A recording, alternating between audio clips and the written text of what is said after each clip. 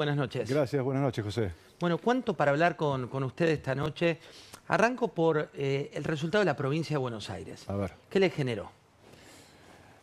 Me generó la necesidad de atender a los problemas que tiene, voy a hablar desde lo económico, desde lo político pueden hablar ustedes un rato largo, si quiere podemos hacer alguna reflexión también, pero digamos, estrictamente en mi campo, lo que se ve en la provincia de Buenos Aires, en particular en el cordón industrial, es pérdida de puestos de trabajo.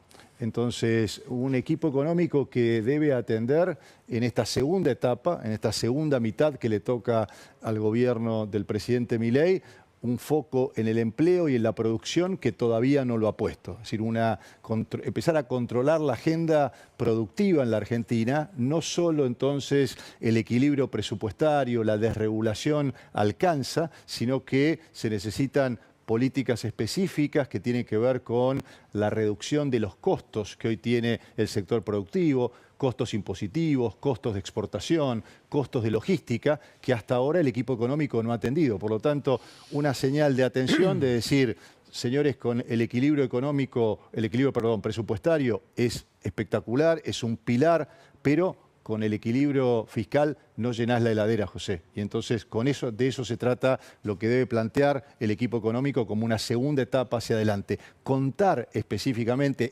explicitar, sobre todo porque, como recién escuchábamos, desde la oposición lo único que hay es el freno del presidente, pero no hay una idea superadora. Y para mí lo que viene en la Argentina debe ser...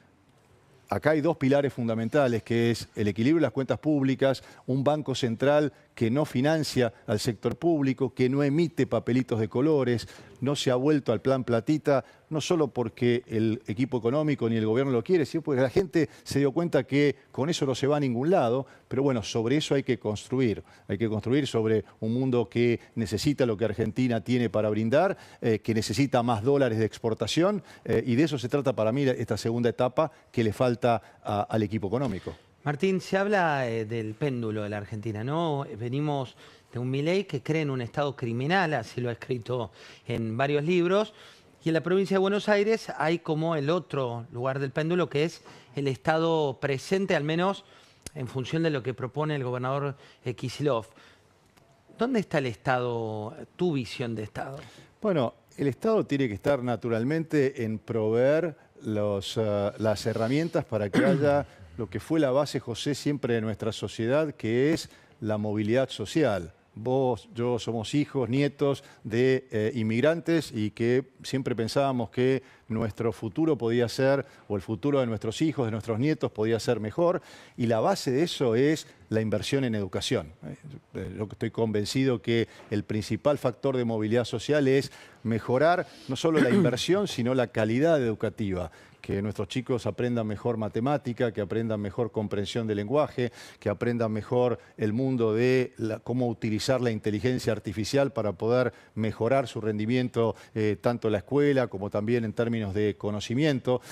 Bueno, de eso se trata y eso para mí es el tema central donde debemos tener un Estado realmente que no solo invierta más, sino que invierta mejor, ¿no? Porque la calidad educativa en la Argentina no ha mejorado la calidad de nuestros maestros, no ha mejorado la calidad de nuestros institutos pedagógicos de enseñanza, y a mi juicio por ahí viene la cuestión, por supuesto también en las áreas de salud, en las áreas de seguridad fundamentalmente, en las áreas de una política exterior realmente activa que esté aprovechando las oportunidades que hoy nos da el mundo. Hoy el mundo, José, se está preguntando cómo frenamos la dependencia de China. La dependencia de China en materia de insumos, de materiales de producción, se están reconfigurando las cadenas de producción en el mundo y esto necesita una Argentina que esté muy activa analizando y haciendo acuerdos con países que son complementarios a los nuestros para bajar costos de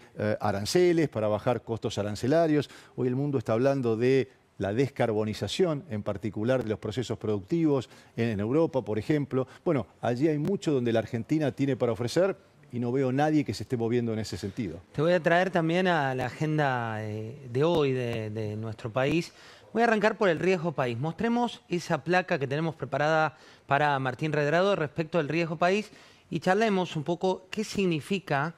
Esto es la evolución del riesgo país. Ustedes llegan a ver, quienes nos están mirando, las distintas fechas, las fuentes de JP Morgan. ¿Qué significa este riesgo país en un gobierno que parece ser pro inversiones? ¿Por qué se vive esta curva y qué significa? Bueno, dos factores ahí. Se necesita acumulación de reservas, y acá se perdió, Y se ve clara. se perdió el trimestre de oro, o si uno mira también los números en los primeros 8 meses, José, el campo tuvo la liquidación récord, 20.850 millones de dólares en los primeros 8 meses, y el Banco Central que dijo, ole, digo, que directamente vaya esto, no acumuló absolutamente nada en materia de reservas. ¿Y por qué es importante tener reservas para el riesgo, para analizar el riesgo país? Porque lo que mide el riesgo país es la capacidad de pago. Recordemos, para ser bien... Que tiene que tiene el Estado argentino con respecto a su deuda. ¿Qué es lo que mide específicamente el riesgo país? Toma la deuda, el costo de la deuda en el bono de 10 años de los Estados Unidos, y a partir de eso dice, este es el valor de riesgo cero, digamos, y a partir de eso los países marcan su diferencia con respecto a la deuda de los Estados Unidos. Alguien podría discutir la deuda de los Estados Unidos, pero no es el punto. Lo que marca es la capacidad de pago que tiene el país hacia adelante. Y para la capacidad de pago lo que se necesita saber precisamente es cuántos dólares tiene el país para hacer frente a los compromisos que tiene el año que viene. Entonces, haber perdido la posibilidad de acumular 20.000 millones de dólares en 8 meses o en los 3 meses de oro, que es 11.000 millones de dólares, abril, mayo, junio, 11.000 millones de dólares liquidó el campo, el Banco Central compró cero, con la idea, recordemos, de que el tipo de cambio tenía que llegar a 1.000 pesos, o que el mayor objetivo de ese momento era llegar a 1.000 pesos. Un error realmente autoinfligido del propio equipo económico, que después lo pagó caro. Pero el riesgo país lo que sirve es para que Argentina pueda tener aire, bajar la tasa de interés, y al bajar el costo del dinero que tiene Argentina para financiarse en el mundo, también baja la tasa de interés doméstica y baja el costo... O sea, baja el costo del dinero. El costo del dinero para los sectores productivos, que ha sido otro factor autoinfligido en los últimos meses, con una tasa de interés exorbitante que ha golpeado muy fuerte en el nivel de actividad. Te llevo a otra placa, que es justamente esto que planteabas, que es el dólar, ¿no? La evolución del dólar entre esas bandas, que muchos que nos ven se preguntan, bueno, ¿perforará la banda más arriba? Porque se venía hablando concretamente que en el contexto inicial el gran desafío del gobierno era que iba a tocar el piso. Pero en definitiva, lo que estamos viendo es que está tocando el techo. ¿Por qué?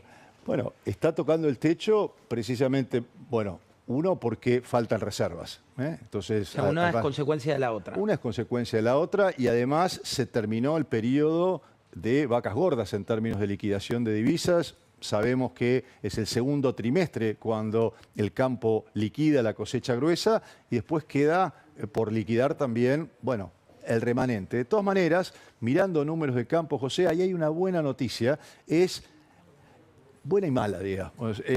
Al haber imprevisibilidad cambiaria, cuando el tipo de cambio se mueve tanto, lo que hace el hombre de campo, la mujer de campo, es no liquida. No liquida esperando a un mejor precio. Es una cuestión básicamente de incentivos. No hay ninguna conspiración en esto. Lo importante es que el equipo económico no ha dado previsibilidad cambiaria. Y al no dar previsibilidad cambiaria, bueno, dejás que suba. Y todavía, a entender de la Fundación Capital, de las investigaciones que hacemos nosotros, quedan por liquidarse del campo aproximadamente 10.000 millones de dólares. Que eso puede aliviar. Eso puede aliviar, y estaba mirando también cuándo empieza, sobre todo, a comprar insumos el campo para la próxima cosecha. Es en el mes de octubre. Cuidado entonces con los próximos 15 días de septiembre, en donde todavía veo sequía por parte del campo. En octubre, si se estabiliza el tipo de cambio, podemos tener liquidación que todavía no hemos tenido producto de esta inestabilidad cambiaria. ¿Se puede perforar ese techo esta semana de tanta volatilidad? Digo, en su momento, como el guardián de las reservas y en tus distintos libros, hablabas del rol del Banco Central. ¿Qué puede pasar con este contexto? Bueno, José, no solo en libros, sino lo hice en términos de que cuando uno tiene un momento de tensión cambiaria, en su momento básicamente por lo que Bajabas fue... a la mesa. Sí, pero por lo que fue la crisis financiera global, que fue un fenómeno externo. También había problemas internos, pero lo que se necesita es que el Banco Central muestre su poder de fuego. Entonces, cuando uno conversa o a veces hay algún tipo de diálogo con el equipo económico, ellos dicen, tenemos 22.000 millones en términos de liquidez. Bueno, por mi experiencia y también viendo y trabajando con otros bancos centrales del mundo que me ha tocado asesorar de países emergentes, cuando hay tensión cambiaria hay que mostrar el color del dinero. Es decir, no solo hay que bajar a la mesa de operaciones, sino hay que mostrar que se tienen los billetes suficientes como para poder que el mercado no se te anime. Y hasta ahora el equipo económico no ha mostrado ese poder de fuego que supuestamente tiene, pero hay que mostrarlo y sobre todo lo que vemos o vamos a ver quizás en los próximos días es que el propio mercado, la propia demanda vaya testeando el techo de la banda como lo hizo el día viernes con alguna inquietud sobre algunas normas, una norma en particular de la Comisión Nacional de Valores restrictiva. Este no es un momento para la restricción, sino es un momento para mostrar que se tiene realmente capacidad de poder domar el potro y no de restringir más el mercado cambiario. Que no quiero pasar en alto esto que estás diciendo, porque lo que cuenta Martín fue del viernes a última hora, tiene que ver con la Comisión Nacional de Valores, una disposición que generó bastante ruido entre los interlocutores. Así es. ¿De qué se trata específicamente? Se trata de ponerle una restricción a las sociedades de bolsa para que puedan acceder al mercado cambiario. La podemos explicar, pero básicamente el concepto es este. Es una restricción. Es una restricción que además la había levantado el propio equipo económico hace unos meses atrás. Es decir, marchas y contramarchas. Lo que preocupa es cuando uno toma una definición de empezar a levantar restricciones en el mercado cambiario, no puede ir marcha atrás. Tiene que ir siempre marcha adelante. En todo caso irá una marcha más lenta, pero lo que tiene hoy que mostrar el Banco Central es que tiene los dólares suficientes como para defender el techo de la banda cambiaria. Dice que sí, por mi experiencia, creo que lo van a testear en términos de mostralos. Mostrar que tenés esos dólares, mostrar que tenés esa capacidad de fuego. A mi juicio hubiera sido mejor que los hubiera mostrado antes, eso nos hubiera evitado esta suba fenomenal de tasa de interés, pero está claro que en algún momento, o antes del 26 de octubre, o incluso después del 26 de octubre, con un resultado favorable, se va a testear el techo de la banda y la capacidad de reacción del Banco Central. El ministro de Economía, Luis Toto Caputo, habló del techo de la banda y habló de esta situación del tipo de cambio. Así lo decía. Y es un buen ejemplo el de estas semanas, en el sentido que el dólar cotizó por encima de los niveles en los que nosotros hayamos estado participando. Y sin embargo, no participamos en ningún momento. ¿Por qué? Porque hoy vemos que el mercado recuperó la liquidez normal. Bueno, esto es lo que vos decías. Sí, yo no diría que el mercado tiene que testear, como me han puesto en el Zócalo. Yo digo, el mercado va a testear. El mercado va a testear. Va a testear. No es que tenga, digo, no hay un objetivo de testear. No hay un objetivo, pero exactamente. Ojalá que no. Pero, digamos, si vos me preguntás, como hacedor de políticas públicas, digo, tenés que estar preparado para que se toque el techo de la banda y para poder responder con capacidad de fuego. Hasta ahora el problema que tenés, José, es que mucha de esa liquidez que tiene el Banco Central... Perdón, cuidado con el graph. El mercado va a testear, es muy distinto al mercado tiene que testear, porque sí. El mercado tiene es como que está desafiando. Correcto, ahí estamos. Gracias. No. Lo que te decía es que básicamente la pregunta es, muchos de esos dólares que hoy tiene el Banco Central son dólares que le prestó al Ministerio de Economía, al Tesoro Nacional, y ahí fue una muy buena operación la que se hizo, es sacarle los pagadiós, las letras intransferibles que le había, si me permitís el concepto o la palabra, enchufado Cristina cuando yo dejé el Banco Central, que lo había llenado de papelitos de colores o de pagadiós. Le dio los dólares, pero en definitiva son dólares prestados por el Fondo Monetario. Entonces allí la pregunta es, está bien, están los 14.000 millones de dólares que están del Fondo Monetario, hay liquidez también en términos de depósitos. La pregunta es si el Fondo Monetario va a dejar utilizar esos 14.000 millones de dólares. Pregunta que le he hecho a miembros del equipo económico, me dicen, despreocupate. Bueno, yo creo que hay que verlo eso. Pero ¿por qué todo huele siempre en la Argentina? Por ahí nuestra entrevista la hacíamos hace 5 años y hablábamos de lo mismo. La hacíamos hace 10 Sí. y hablábamos de lo mismo. Tendrías que ponerlo a Tato Bores La también. hacemos hoy, hoy no te lo traje a Tato, pero digo, es tan cíclico todo, ¿no? Porque siempre volvemos a si están los dólares, si el tipo de cambio, si restricciones. ¿Por qué mostremos la placa de los otros países? Para ver que esto no es una cuestión regional, sino que es una cuestión también muy argentina últimamente. Una placa de información que nos alcanzó Martín Redrado, que te muestra reservas de Brasil, que te muestra las distintas reservas. Esto que estamos viendo y que la gente mira. ¿Por qué Brasil, teniendo a Lula, puede hacerlo? ¿Por qué México, que tiene un gobierno de índole más populista? ¿Por qué Perú, con sus sucesivas crisis, el Banco Central se mantiene férreo? ¿Por qué Colombia, que ahora tiene el péndulo para el otro lado? Digo, y la Argentina no. Bueno, lo que muestra este gráfico es una correlación en términos de cuántos dólares tienen en las reservas de los bancos centrales de cada uno de los países de la región. Acá no estamos hablando de otros países, digamos, es nuestro continente, es nuestra América Latina.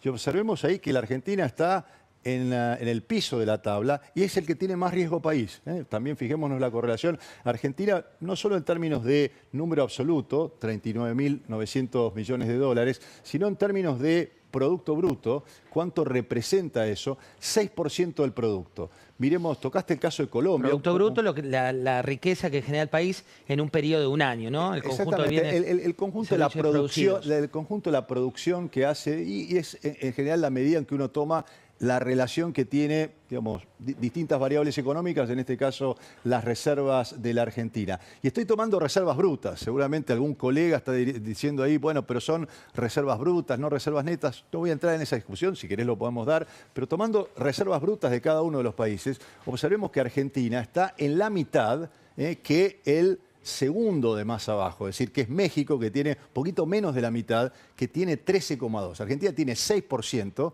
de reservas con respecto a su producción nacional. México tiene 13,2.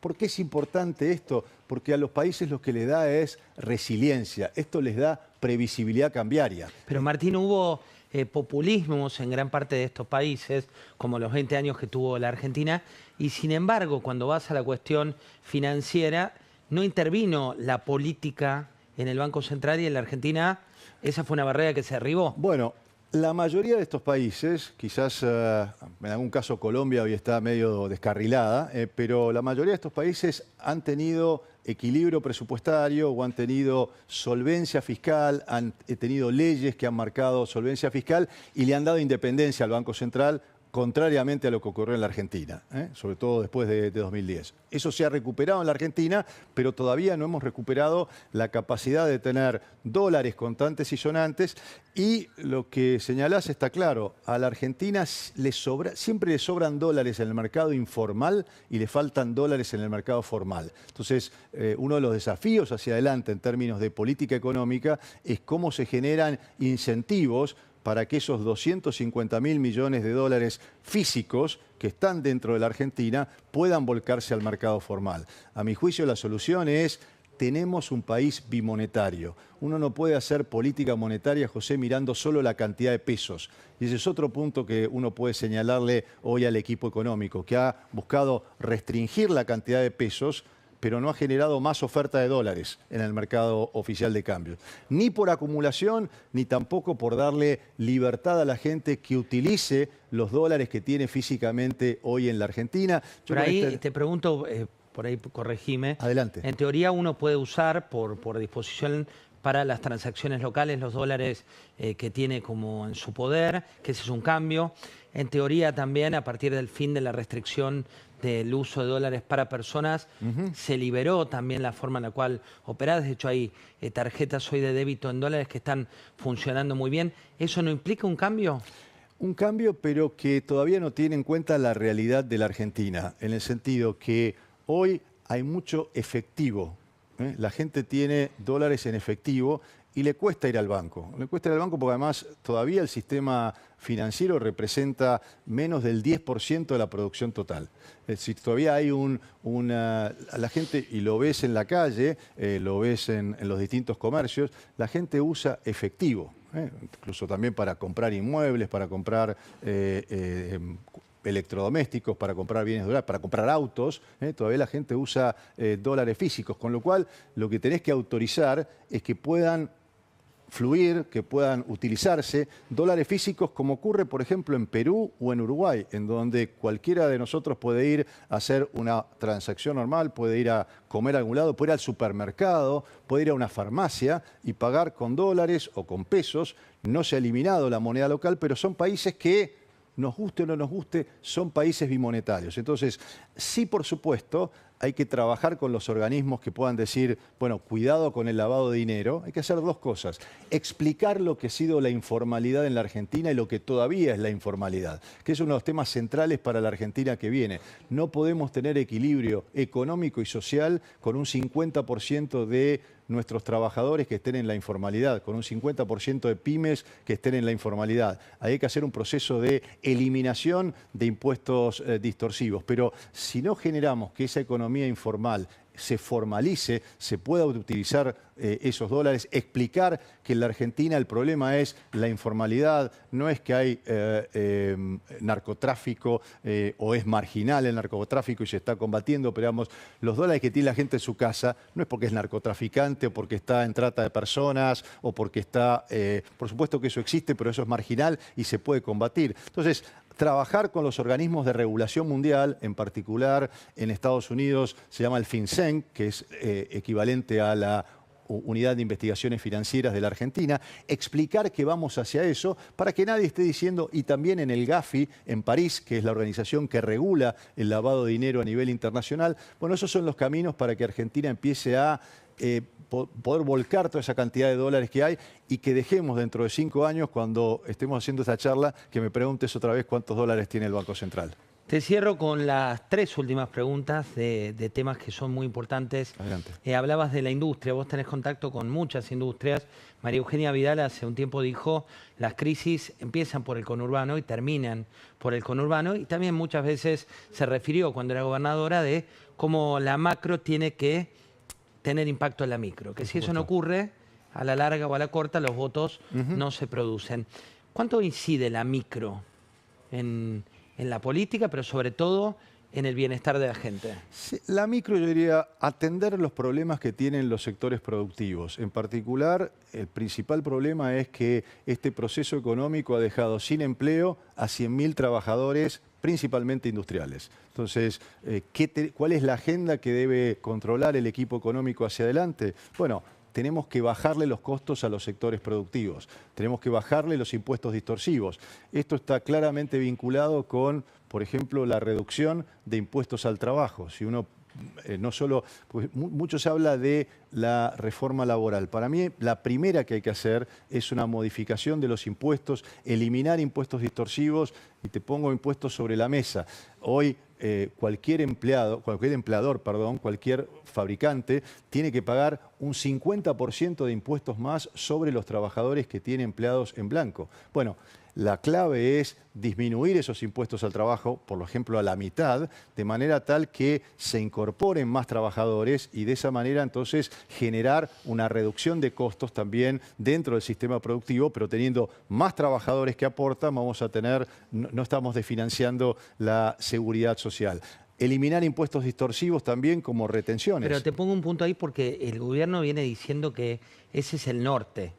Pero después, para llegar a ese norte, necesitas de consenso de gobernadores por el Senado, necesitas de consenso de diputados por el Congreso. Al momento de llevarlo a cabo, digo, también es muy complejo. Para bajar impuestos no necesita absolutamente nada. Para crear nuevos impuestos es que necesita... O sea, podés hacerlo del Poder Ejecutivo. Necesita el Congreso. Obviamente que lo mejor es trabajar con gobernadores, pero si vos planteás la agenda, José, y un poco tenés 29 días para plantear la agenda de los próximos 2 años, bueno, plantea qué es lo que vas a hacer específicamente, cómo vas a resolver los problemas de estos sectores productivos en el conurbano, que es la estructura de costos, la estructura de cómo exporta más, la estructura de cómo bajan los costos de logística. Si no te gusta la inversión pública en rutas, en trenes, bueno, convocá la inversión privada, convocá a los organismos multilaterales de crédito como el Banco Interamericano de Desarrollo,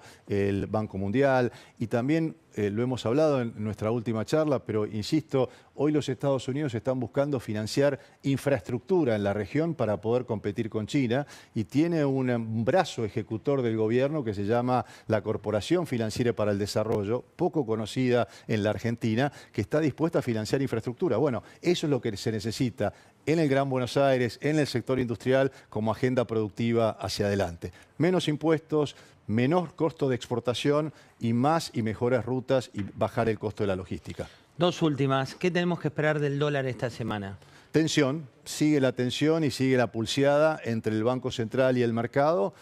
Ojalá que no toque el techo, pero ojalá que el Banco Central tenga una fuerte capacidad de respuesta cuando el dólar toque, en algún momento lo va a tocar, esté bien preparado, tenga capacidad de reacción y mostrar que tiene todos los dólares que dice tener para poder marcar previsibilidad cambiaria, que hoy es lo que necesita no solo los agentes del mercado, sino la Argentina. Los sectores productivos también de la Argentina necesitan tener claridad en materia de tipo de cambio, porque eso, si no la tenés, no hay inversión, no hay consumo, hay retracción. ¿Es tiempo de guardar la palabra flota? No, tiene que flotar el tipo de cambio, pero el equipo económico se ha comprometido a flotar entre bandas. Entonces, las bandas tienen que funcionar. No se tocó la banda inferior, tiene que funcionar la banda superior. La palabra es muy importante cumplirla. Se dijo que cuando tocara la banda superior iban a tener todos los recursos como para poder mantener esa banda superior. Que así sea. Última, ¿cuánto te preocupa la inestabilidad política? Recién mostrábamos 3 dirigentes diciendo fin de mandato anticipado. Estamos viendo que se está recalentando un poco. ¿Cuánto te preocupa? Me preocupa la falta de ideas que hay en la oposición. Porque, digamos, lo único que hay para decir es no van a terminar. ¿Y vos qué traes para poder solucionar los problemas que tiene el conurbano? Digamos, a todos los que hablaron antes, que vos pusiste con tu equipo quiénes fueron los que estaban directamente marcando el fin del gobierno. Primero, no tienen idea lo que es el costo en términos de credibilidad que eso tiene en el mundo. Tener un gobierno que se va antes, digamos, olvídate después de recrear inversiones, de generar confianza. El costo que tuvo la Argentina en el 2001 fue enorme. A mí me tocó trabajar después del 2001 como vicecanciller y lo viví en carne propia, la caída de credibilidad que tenía la Argentina. Así que, digamos, que nadie apueste o es apostar en contra de la Argentina, apostar a que el gobierno no termine su mandato. Pero por favor, si estás en la oposición, tirame una idea que marque que tenés mejor capacidad de llevar adelante este proceso. No hay ni una idea de un lado. Bueno, el equipo económico tiene la oportunidad de marcar la agenda. Ojalá lo haga. Martín, muchas gracias por esta entrevista. Gracias.